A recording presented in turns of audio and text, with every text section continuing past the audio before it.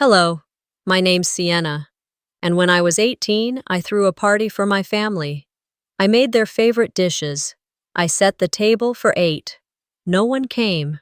Not one call, not even a lie to soften the blow.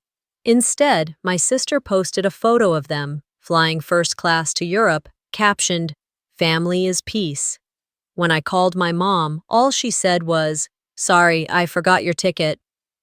But it wasn't just a forgotten invitation. It was years of quiet erasure. Every birthday missed, every photo cropped, every decision made without me. Was I ever really part of this family? Or just someone they tolerated until they didn't need me anymore? I spent the morning arranging the silverware just right, each fork and knife perfectly aligned with its neighbor. The tablecloth was freshly pressed, navy blue with small white dots like stars. I even lit the tapered candles I'd been saving since last Christmas. The room smelled like rosemary and roasted garlic, comforting, familiar. It was early June, a Saturday in Asheville, and the sunlight that poured through the windows had that golden tint you only get in the Carolinas. That day was mine. I had just graduated high school, no more being the overlooked little sister, no more being the one who just helps out, while Seraphine takes center stage. This was my celebration, my moment to finally feel like I belonged to this family. I set the table for 6, one place for Mom, one for Seraphine, 2 for my cousins, and 2 for close family friends who always said I was like a daughter. Each seat had a handwritten name card in gold ink. I'd even made their favorite dishes: green bean casserole for Mom, lemon thyme chicken for Seraphine. I'd been planning for 3 weeks. 6 o'clock came. I stood at the front window, peeking through the blinds. No headlights, no sounds of a car pulling up the driveway, just birds and the distant hum of someone mowing their lawn. At 6:30, I checked my phone. No texts, no missed calls. I called Mom. It rang twice and went to voicemail. I tried again. Nothing.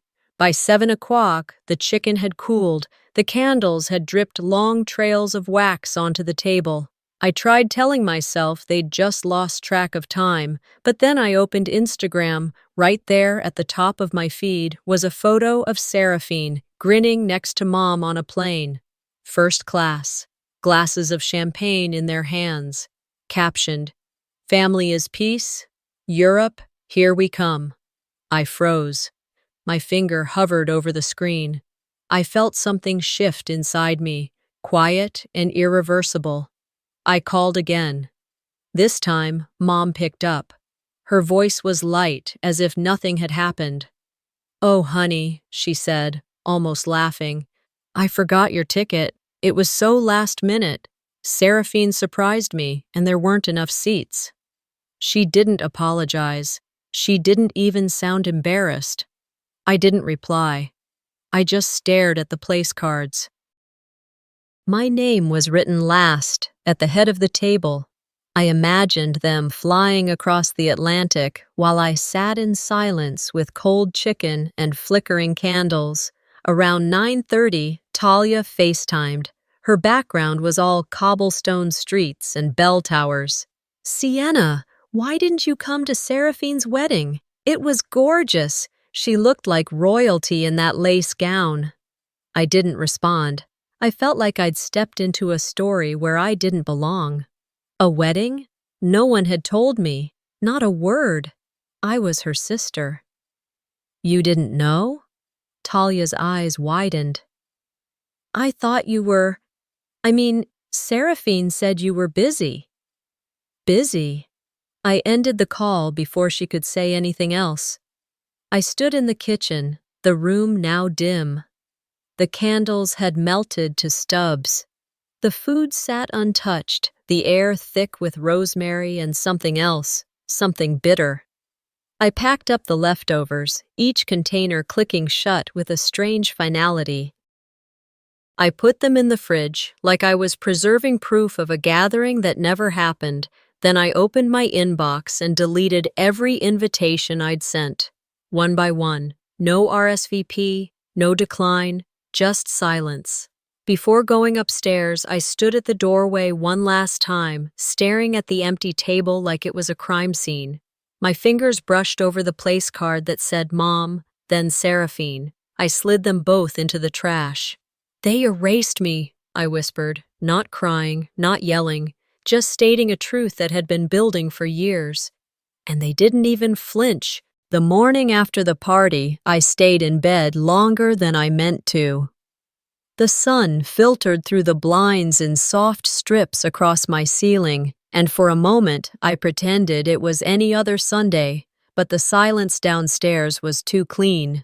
No sounds of pans clinking or coffee brewing, just stillness. I didn't move until nearly 10.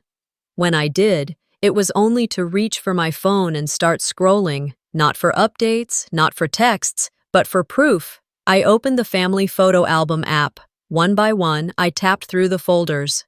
Christmas 2019. Seraphine in front of the fireplace, Mom holding the pie, no me. Easter brunch, 4th of July, beach trip to Charleston. I was always behind the camera, or simply not there. Or worse, cropped out. There was a Thanksgiving photo, one that used to be my favorite, with everyone gathered around the table, laughing. I'd taken it on my phone, stretched out my arm because, as Mom once said, Sienna's got the longest arms in the family. It had become the default excuse why I wasn't in the shot. I remembered overhearing her tell a neighbor at the time, "Oh, Sienna doesn't really like being in pictures." Like I was allergic to memory. Like I didn't ask, every year, to at least be in one. I sat up, the blanket slipping off my shoulders. Something tightened in my chest. It wasn't anger exactly. It was like watching someone you trust double-lock the door while you're still standing on the porch.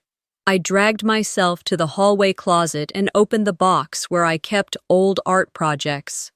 Buried beneath a stack of sketchbooks was the photo collage I'd made 2 years ago. I had printed every picture at the pharmacy myself, cropped, color-corrected, arranged them by season, even left a handwritten note on the back of the frame. Because you said memories fade. I wanted to keep some bright. I gave it to Mom for her birthday. She'd hung it in the living room for a while. I thought she loved it. That was until the Reynolds family visited from Savannah, and I heard her say, right in front of me, "Seraphine made that. Isn't she something?" I was holding a tray of drinks at the time. I remember the condensation from one of the glasses slipping down my arm, the ice shifting loudly like it was protesting on my behalf. No one noticed me freeze. No one asked why I stopped smiling. I took the collage from the box and turned it over. My handwriting was still there, slightly faded, but clear. I didn't cry. I didn't even blink. I took a pair of scissors from my desk drawer and began slicing it down the middle, carefully, like a surgeon separating tissue. Not out of rage, just certainty. I wasn't invisible. I was just inconvenient. Later that afternoon, I sat at the kitchen table alone. The house still smelled faintly of rosemary from last night, like the air hadn't moved. I opened Instagram again, not to torture myself, but to count. 10 photos from their trip so far. 0 mentions of me. Seraphine had posted another photo from Venice. Her caption read, "Grateful for the ones who show up."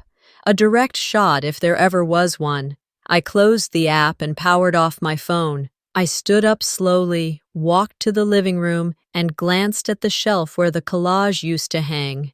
It was gone, replaced with a framed print of some generic quote about success and resilience, something Seraphine probably found on Etsy. I went back to my room, sat on the edge of the bed. That phrase kept ringing in my head, grateful for the ones who show up. I did show up, I always did, at birthdays, at Sunday dinners, at late-night calls when Mom needed help with her printer, or when Seraphine had a panic over an outfit before a TV interview. I showed up, and they didn't even notice. I reached for my notebook and wrote 2 sentences. They didn't forget me. They chose someone else. I stared at the words until the page blurred. Maybe this was never about being overlooked. Maybe it was about being replaced, recast in a story I helped build. Only now I was written out entirely. I folded the page carefully, slid it into my desk drawer, and leaned back in my chair. The air felt thick, and my skin itched with the kind of sadness that doesn't make you cry. It makes you quiet. They hadn't erased me, not completely. I was still here. But it was clear now. I'd been pushed just far enough to wonder if maybe they hoped I'd disappear on my own. I sat on the edge of my bed until the light outside shifted from late afternoon gold to the soft gray of early evening. The house was quiet, but not in a comforting way. It was the kind of quiet that filled the gaps where voices should have been. My fingers hovered over the notebook I'd just started filling. Each line was a timestamp of when they'd made me feel invisible. This wasn't poetry. It was inventory. Around 6, I heard a car pull into the driveway, tires crunching gravel. I knew the rhythm of that engine. It was Mom's SUV. I slipped the notebook under my pillow and stood up slowly, letting my feet find the cold hardwood floor. I hadn't seen her since the party. She didn't call, didn't text. I half expected a forced apology, maybe even a plate of airport cookies to smooth things over like she always did when she knew she'd gone too far. But instead, when I walked down the stairs, suitcase in hand, she looked up from the kitchen table and smiled like I was coming back from a casual weekend away. "Oh, good," she said. "You're home." Home. She said it like nothing had changed, like she hadn't boarded a flight without me, toasted champagne above the clouds, smiled for cameras while I ate cold chicken alone. I paused in the hallway, looking around. Something felt off. I stepped into my room and stopped cold. The bedding was different. My photos were gone from the wall. My clothes had been folded into neat stacks and placed inside a plastic bin beneath the stairs. On the desk where I used to write was a floral guest towel and a half-empty bottle of designer perfume I didn't recognize. A suitcase, sleek and rose gold, sat beside the bed. Not mine. I backed out slowly and turned to find Mom leaning in the doorway. "I meant to call," she said casually, brushing something invisible off her sweater. "Leora's staying with us for a few days. She needed a quiet place to focus on her grant application. You understand, right?" I didn't answer. I couldn't. She tilted her head, like I was being unreasonable. "It's just for a little while. You can use the laundry room. I cleaned it up." That night, I lay on the pull-out cot beside the humming dryer. The scent of detergent hung in the air. Too sweet, too sharp. Every time the spin cycle clicked over, the metal shelf above me rattled. I pulled the thin blanket up to my chin and stared at the ceiling, eyes wide open. That's when the memory came back. Not a dramatic one, just quiet. The summer before my senior year, the rest of the family went to Hilton Head for 2 weeks. I stayed behind. Someone had to take care of the dog, the plants, the mail. I fixed the broken garage light, cleaned out the attic, even replaced the filter in the fridge. Mom called once, told me she was proud of how responsible I was. A few months later, at a family dinner, someone asked what I'd done that summer. Before I could answer, Seraphine laughed and said, "She just hung out at home, total couch potato." Everyone chuckled. Mom smiled and sipped her wine, didn't say a word. Now, under the pale hum of the laundry room bulb, I felt that same kind of silence crawl over me again. They hadn't just overlooked me. They'd rewritten the story, handed my part to someone else, and never asked if I minded. I closed my eyes, but sleep didn't come. The next morning, I walked upstairs and found Leora eating toast in the kitchen, scrolling through her phone. She looked up, mid-bite. "Oh, hey, she said, not bothering to hide her surprise. Didn't know you were back. I didn't bother to explain. I just nodded and poured myself a cup of coffee. Mom breezed in from the porch carrying a stack of mail. She didn't greet me, just handed me a small envelope from my college counselor. This came yesterday, she said. Ma, might be important. I opened it slowly, reading the first few lines. An invitation to an early admissions interview. My heart skipped. I'd been waiting on this. I looked up to share the news, but no one was paying attention. Leora was laughing at something on her screen. Mom had already started sorting bills. I folded the letter, placed it on the counter, and quietly walked away. Back in the laundry room, I sat on the cot, holding the envelope. I thought about how I'd spent an entire summer holding this family together, watering plants, feeding pets, repairing things they didn't even notice were broken. Now I was the one taking up space. That afternoon, I pulled my notebook from under my pillow. I turned to a fresh page and wrote, "They don't think they're hurting me, because to them, I'm background noise, static." I stared at the page, no tears, just clarity. I wasn't going to scream. I wasn't going to beg, but I was going to keep writing. Not for them, for me. Evadne responded faster than I expected. Her reply came as a short message first, just one line. "Yes, and I think it's time you saw it." Attached was a photo of a letter, folded neatly, the handwriting unmistakably Grandpa Harlan's. She promised to overnight the original copy. My fingers trembled over the screen, not out of fear, but because I knew what it meant. Someone, somewhere, had told the truth and thought I deserved to know it. The next morning started deceptively quiet. I brewed coffee, buttered toast, and tried to act normal. Mom was in her robe, scrolling through her iPad. Leora had finally left for some weekend yoga retreat. I passed through the hallway toward the dining room when I stopped short. There, above the fireplace, was a new frame, gold-rimmed, museum-style glass. Inside it, Seraphine's high school diploma. Seraphine Maribel Rowe, class of 2012. Big letters, all centered. Below it, a tiny brass plate. Our first graduate. I stared at it, not sure if I was more confused or insulted. My own diploma had arrived weeks ago. It was still unopened, sitting on the kitchen counter between a flyer for pest control and an expired grocery coupon. I called out, "Mom?" She looked up without turning her head. "Where's my diploma?" She glanced at the wall. "Oh, it didn't fit the frame." I blinked. "You could have gotten a different frame." She sipped her coffee. "This one matches the decor." It wasn't about frames. It was about what mattered, what got seen. I walked away before I said something sharp.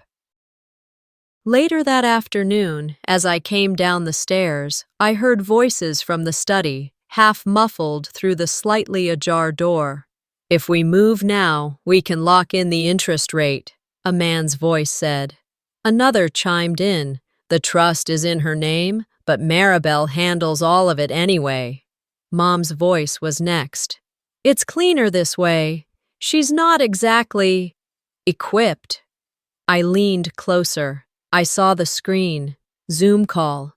My uncle, my cousin, Seraphine, a spreadsheet open with tabs marked equity split, rental potential, transfer timing. I stepped inside. The silence hit like a gust of wind. Mom muted the call but didn't look surprised. "Sweetie, we'll explain later. It's complicated." I kept my voice steady. "That trust account is in my name." Mom adjusted her scarf like she was cold. "Yes, but it's family money. It's not like it's just yours." I wasn't asked. She gave that same smile she always used when trying to seem reasonable. "You're young. When you're older, you'll understand these things." I looked at Seraphine on the screen. She avoided my eyes. "You didn't even tell me," I said. "You planned to use my name, my trust, for something I knew nothing about." "We were going to loop you in," Mom replied, "but it would have confused you." That word again.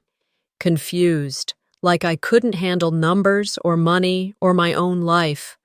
I walked out, not because I was retreating, but because nothing she could say would fix what had already been said behind closed doors. That evening, the package from Evadne arrived. Inside was the letter. Grandpa's handwriting filled the page. Neat, intentional. Every word chosen like he'd weighed the consequences. He wrote, "If this letter is being read, then something has gone very wrong." I left the account in Sienna's name because she was the one I trusted to do right, not just for herself, but for the family. I didn't trust the rest to handle it with care. I hoped she would use it to build her own life first. I read it 3 times before folding it carefully and tucking it into my notebook. Later that night, I walked into the kitchen and placed the letter on the counter in front of my mother. She glanced at it but didn't reach for it. "What is this?" she asked. "The truth," I said. She didn't respond, just turned back to the stove. That was fine. I wasn't there for her reaction. I was there to mark the moment. No more quiet agreements. No more letting things slide. No more seats at tables I was never meant to sit at. They hadn't left me out by accident. They'd built a different table, and now I was building something else. The mail came late that Thursday, the kind of delay only small-town post offices and spring thunderstorms can explain. I'd been waiting for it all day, pacing between the kitchen and the front window like a restless animal. Evadne kept her promise. The envelope was thick, hand-addressed in her gentle, slanted handwriting. I brought it inside, closed my bedroom door, and sat on the edge of the bed before opening it. Inside was a scanned copy of Grandpa's original account setup, the legal name on it in bold. Sienna L. Rowe. No mention of Seraphine, no clause giving control to my mother. There was a post-it note folded inside. "I thought you should have a clean copy. Use it however you need." I didn't cry. I didn't even smile. I just stared at the line where Grandpa had written, "To be used at Sienna's discretion for her education and well-being." Later that evening, I sat down with my laptop. I wasn't even looking for anything specific, just something, anything, that would help me piece it all together. Something told me to check old shared folders from senior year, back when Seraphine had been all over social media about her nonprofit youth initiative and community equity campaign. A campaign that won her a high-profile scholarship, one I distinctly remembered helping her build. I opened a folder called Youth Unity 2021. There they were, my slide decks, my planning spreadsheets, my handwritten brainstorm sketches, files time-stamped weeks before her submission, some still marked with my initials, Draft 4S. I clicked over to the award press release again. I'd read it a dozen times before, but this time, the words stung differently. Seraphine Rowe, a sole visionary voice behind a movement that redefined youth outreach across Buncombe County. Sole visionary. I closed the laptop and walked into the kitchen. Mom was chopping carrots, her back to me. "Can we talk?" She glanced over her shoulder. "Of course, what's on your mind?" I sat across from her, opened my laptop, and turned the screen toward her. "This is mine. I wrote this. I built this. The scholarship Seraphine got. She didn't even write the proposal." She gave the screen a quick glance and kept slicing. "You girls share everything. That's how families work." "No," I said, steady. "That's how you make it work. For her, not for me." She paused, finally looking up. "Is this about attention again, Sienna?" "No," I said. "It's about credit. It's about ownership. It's about not being erased." Mom's mouth tightened, but she didn't argue. She just turned back to the cutting board and said, "Well, you're being dramatic again. That's always been your problem." I pushed the laptop shut and stood. That night, as I folded laundry in the basement, my phone buzzed with a text from Talia.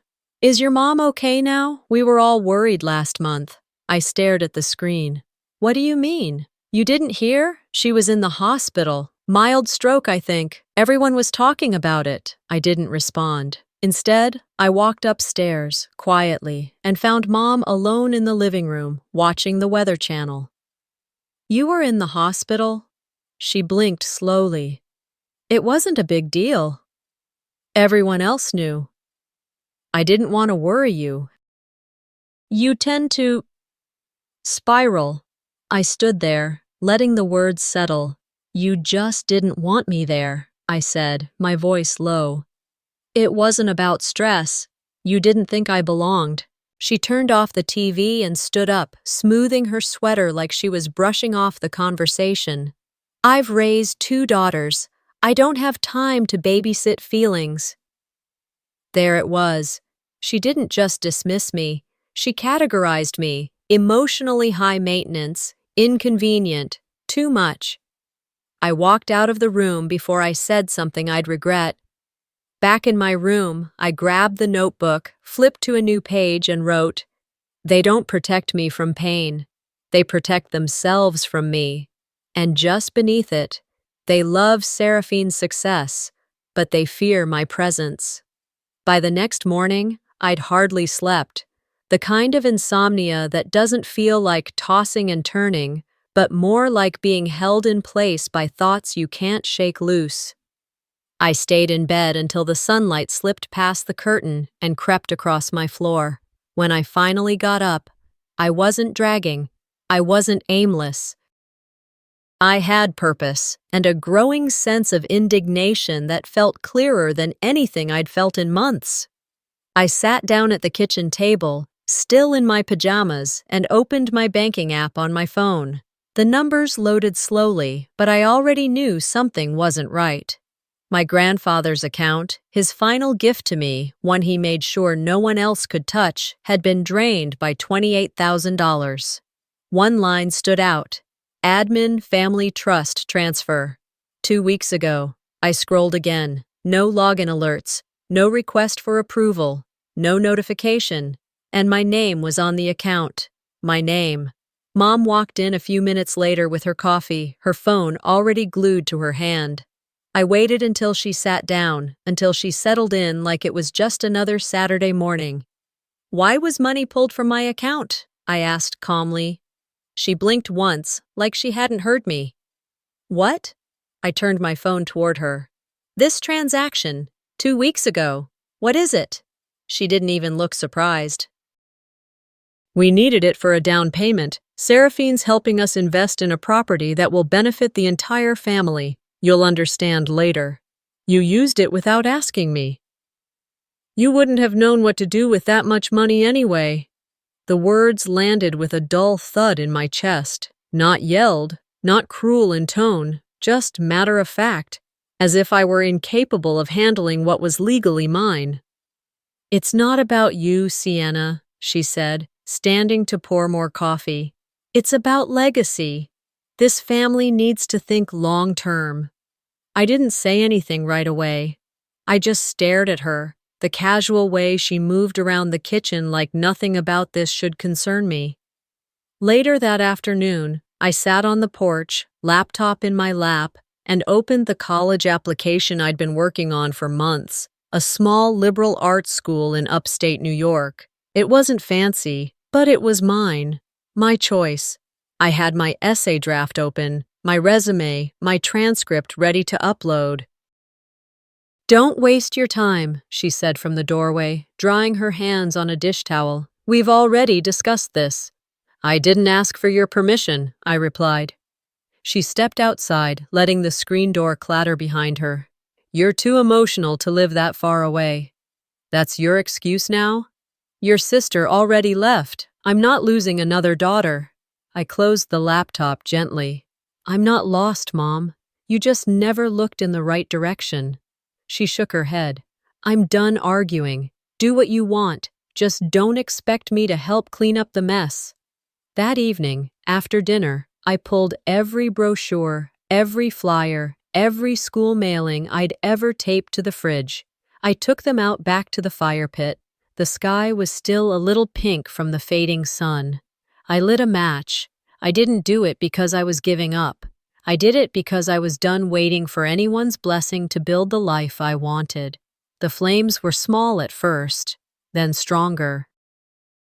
I watched the names of colleges I loved curl into ash, watched words like "future starts here" burn in seconds. I didn't feel regret. I felt reborn. I whispered to the fire like a vow. If I'm not allowed to leave, I'll make them wish they hadn't kept me. By the time I sealed the box, the tape barely held. Inside were 2 decades of forced smiles and half-truths captured in glossy prints, photos from birthdays I barely remembered, family vacations where I was the one behind the camera, and group shots where my body was half-turned, half-missing, half-acknowledged. The box was heavy, but not because of its weight. Because it felt like carrying proof of a version of me they'd edited out on purpose. The knock on my door came just after 9. I hadn't bothered turning on the lights. I sat on the edge of my bed, legs crossed, notebook open on my lap. "Hey," Mom called through the door, voice coated in fake casualness. "The yearbook came today. It's on the kitchen counter." I waited until her footsteps faded down the hall before moving. The plastic wrap crinkled as I peeled it off. The cover was embossed in gold. "Class of 2025, the ones who made it." I flipped through the pages with practiced detachment, scanning for familiar layouts, clubs, council, volunteer groups. Then I saw it. Under student leadership, my name was there, but misspelled. Sierra Lowe. And next to the name, no photo, just a blank space. 2 pages later, Seraphine's face stretched across the entire spread. Her caption read, "Guest speaker inspires youth, the Seraphine effect." I texted the yearbook editor, a junior I'd mentored last fall. "Hey, did you guys have a file issue? My name's wrong and my photo's missing." Her reply came quick. "OMG, I'm so sorry. Seraphine sent over a batch of photos and info. We thought it came from you." I stared at the screen, then typed, "She knew, she chose." I left the yearbook where I found it. That night, the Christmas prep began. It was an annual thing, our matching family photo tradition. Red and gold monogrammed sweaters, usually picked by Seraphine, who insisted it made us look cohesive. They always ordered early, laid them out by size on the couch. When I came downstairs, I saw 5 sweaters, none with my initials. I stared at the empty space where mine should have been. "Did mine just not arrive?" I asked, keeping my voice even. Mom looked up from wrapping gifts. "Oh, we figured you wouldn't want one this year. You always say you hate cheesy stuff." "I didn't say I wouldn't wear it." She shrugged. "Well, the order's already done." Later that evening, I stood behind the camera as usual, holding the remote shutter. The family posed in front of the tree. Red sweaters, gold letters, smiles so wide you'd think they actually liked each other. The camera clicked. I walked away before the second shot. On Instagram, Seraphine posted the photo almost immediately.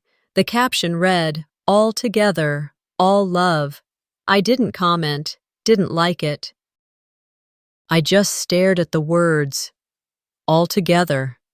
I opened my notebook that night and wrote, "They didn't forget to include me.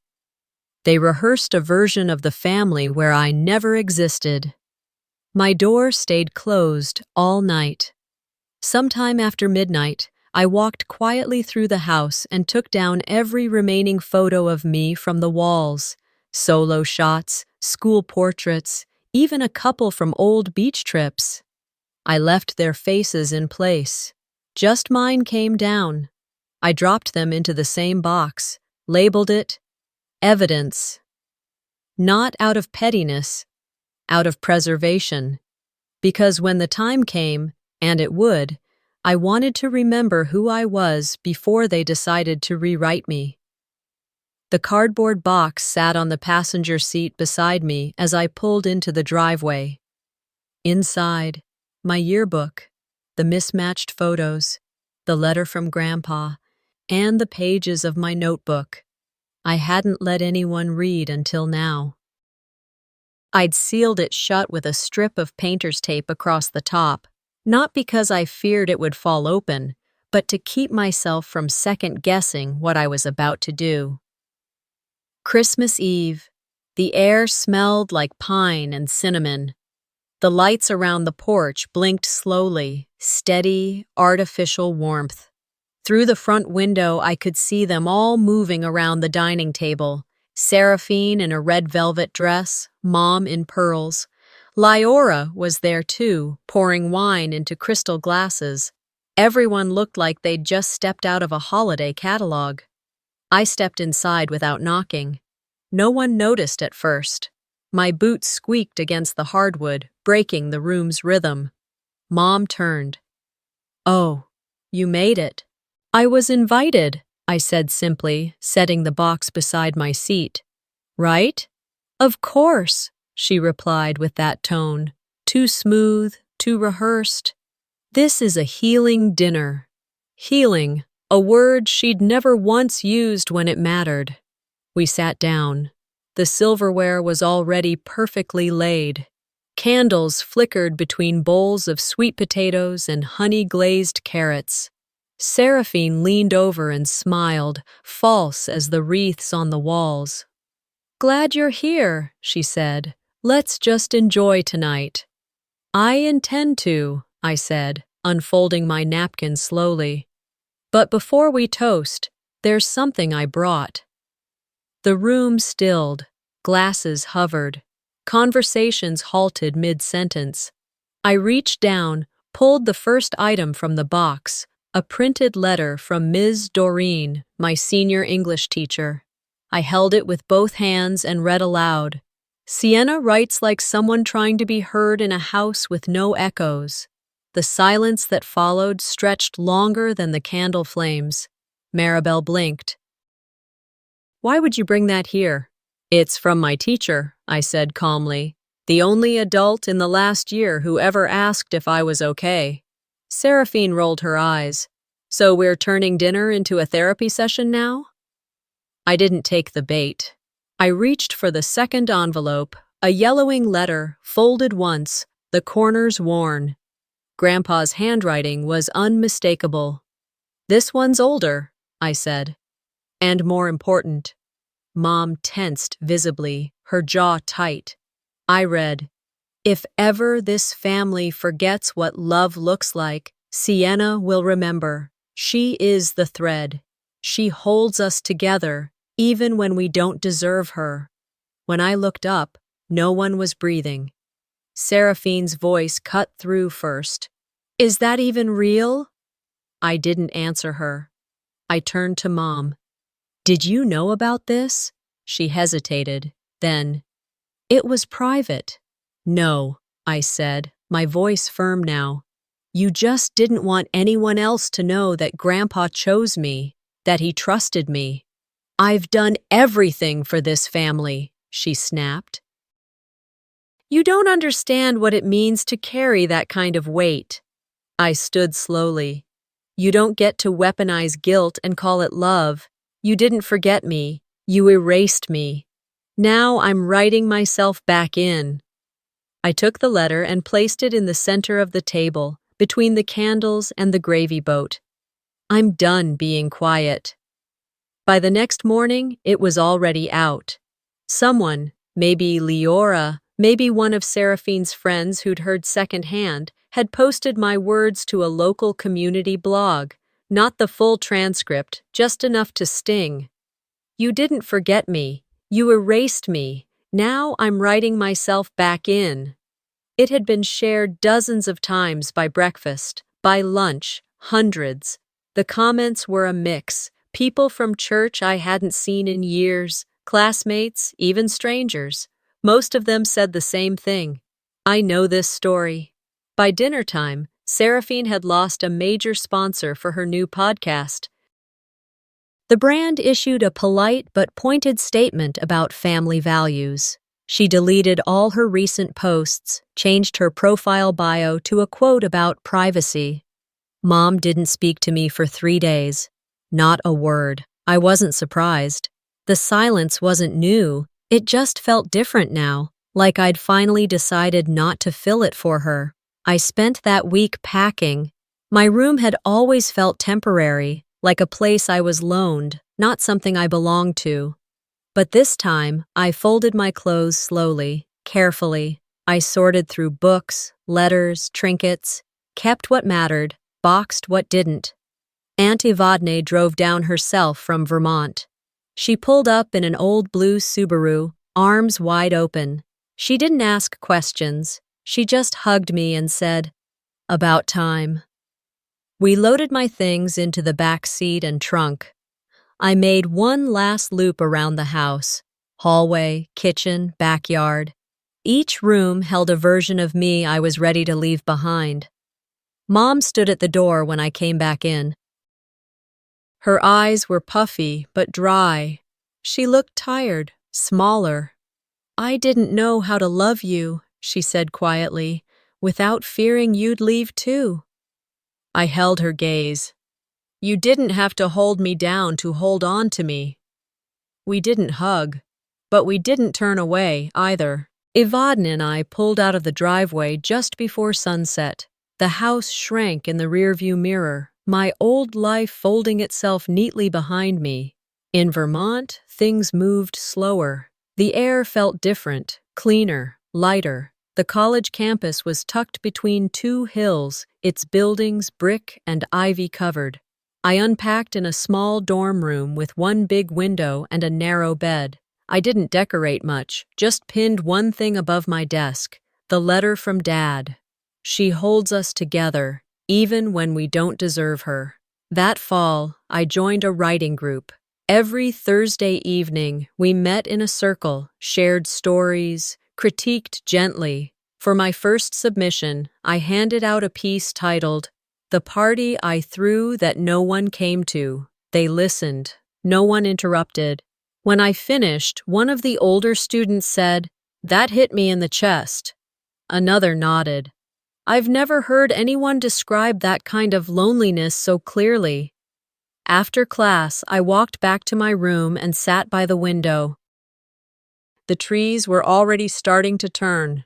The edges of everything felt sharper, but not painful, just present. Some family members reached out. A text from a cousin, a voicemail from an aunt. Some stayed silent. I didn't chase anyone. I wasn't waiting anymore. For the first time in my life, I wasn't trying to belong at a table where my name was always forgotten. I'd built something else. It wasn't flashy, it wasn't big, but it was mine. I stopped asking for a seat at their table, so I built my own. Sometimes, the people who are supposed to love us the most are the ones who teach us how to stand alone. This story isn't just about a forgotten party or a missing seat at the table. It's about finding your voice when others try to silence it, and realizing your worth isn't defined by who shows up, but by how you show up for yourself. Have you ever been pushed to the edge by the very people you called family? Tell me your story in the comments. And if you found even a piece of yourself in mine, don't forget to subscribe. There's more to come.